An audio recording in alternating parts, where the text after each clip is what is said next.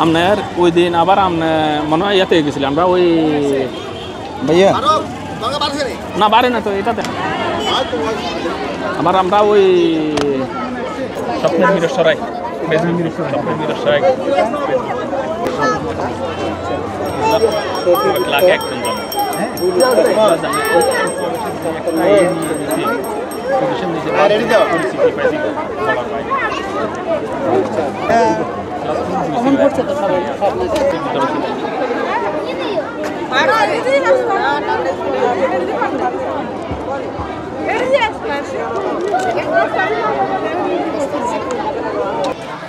এত কিছু কিভাবে দিব নাকি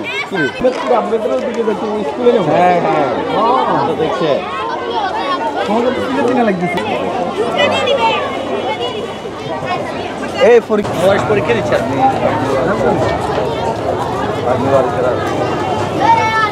আমি জয়পুর পূর্ব জেলা সরকারি প্রাথমিক বিদ্যালয় থেকে এসেছি। আমি এই পর্যন্ত 3টা বৃত্তি পেয়েছি, আশা করি এটা হবে ইনশাআল্লাহ। আসলে বৃত্তি পরীক্ষার মাধ্যমে আমাদের বাচ্চাগুলোর মেধা বিকাশ হয়। বাচ্চাগুলো আসলে সারা বছর কী পড়ালেখা করছে বা কীরকম ওদের মেধা, এটাই পরীক্ষার মাধ্যমে আমরা জানতে পারি। তারপরে ওভারঅল জাগ্রত প্রতিভার পরীক্ষা গতবারও আমার বাচ্চা দিছে, এবারও দিছে। পরীক্ষা ওদের ভালো হয়েছে, খুব সুন্দরভাবে ওরা পরীক্ষার আয়োজন করছে। পরীক্ষাটা খুব ভালো হয়েছে, আমার ছেলেরও পরীক্ষা ভালো হয়েছে। এখন ওদের সব কিছুই ভালো লাগছে।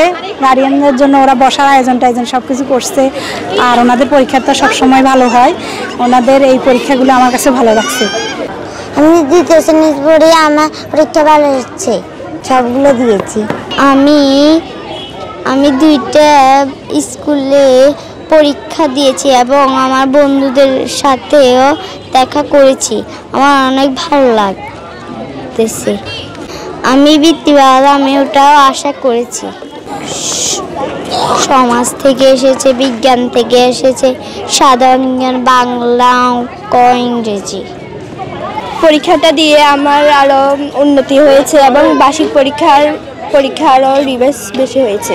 এই পরীক্ষা দেওয়ার কারণে আমার বার্ষিক পরীক্ষার পড়াটা আরও এগিয়ে এসেছে। পরীক্ষা অনেক ভালো হয়েছে, আশা করি আমি বৃত্তি পাবো। আমাদের মেধা যাচাই করার জন্য এবং আমাদের পরীক্ষা আরও ভালো করার জন্য বার্ষিক পরীক্ষা। প্রতিভা 1997 সালে পূর্ব হিঙ্গলিতে প্রতিষ্ঠিত হয়। অদ্যাবধি সেখানে আমাদের ক্লাবের অবস্থান আছে এবং তার কার্যক্রমের অংশ বাড়তে বাড়তে আমরা 2012 সালে বৃত্তি পরীক্ষা চালু করি। মধ্যখানে করোনাকালীন 2 বছর বন্ধ ছিল। এটি আমাদের 13তম জাগ্রত প্রতিভা মেধাবৃত্তি পরীক্ষা।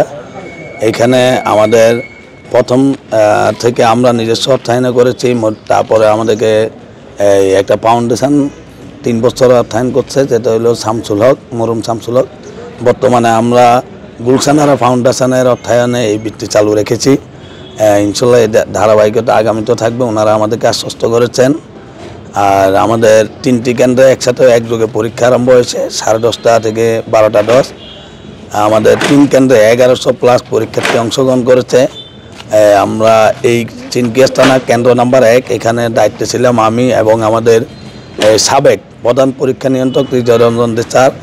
আমাদের মিঠাছড়া উচ্চ বিদ্যালয় কেন্দ্রে দায়িত্ব পালন করতেছেন আমাদের পরীক্ষা নিয়ন্ত্রক বাবু অসীম কুমার দত্ত এবং আমাদের বৃত্তি পরীক্ষার আহ্বায়ক মোহাম্মদ কামরুল ইসলাম, যিনি শিক্ষকতা করেন মাদ্রাসায়। তারপরে আমাদের এই সরকারহাট এনআর উচ্চ বিদ্যালয়, যেটি 3 নম্বর কেন্দ্র, সেখানে দায়িত্ব পালন করতেছেন আমাদের সাধারণ সম্পাদক শহীদুল ইসলাম রিপন এবং সহযোগী দায়িত্বে আছে মোহাম্মদ জাহিদুল ইসলাম প্রভাষক, উনি আমাদের বৃত্তি পরীক্ষার সচিব হিসাবে আছেন। তা আমরা 60 জন 60 জন মিলে পরীক্ষা সম্পন্ন করেছি 3টি কেন্দ্রে। আর আমাদের গার্জিয়ানরাও যথেষ্ট সন্তুষ্ট। আমরা গার্জিয়ানদের সাথে কথা বলেছিলাম যে আমাদের প্রশ্নের মান নিয়ে বা আমাদের ম্যানেজমেন্ট নিয়ে, তা আশা করি কারো থেকে এই পর্যন্ত কোনো অভিযোগ পাই নাই। 13তম বৃত্তিতে 156টি স্কুল অংশগ্রহণ করেছে, সর্বমোট 1100+ পরীক্ষার্থী অংশগ্রহণ করে।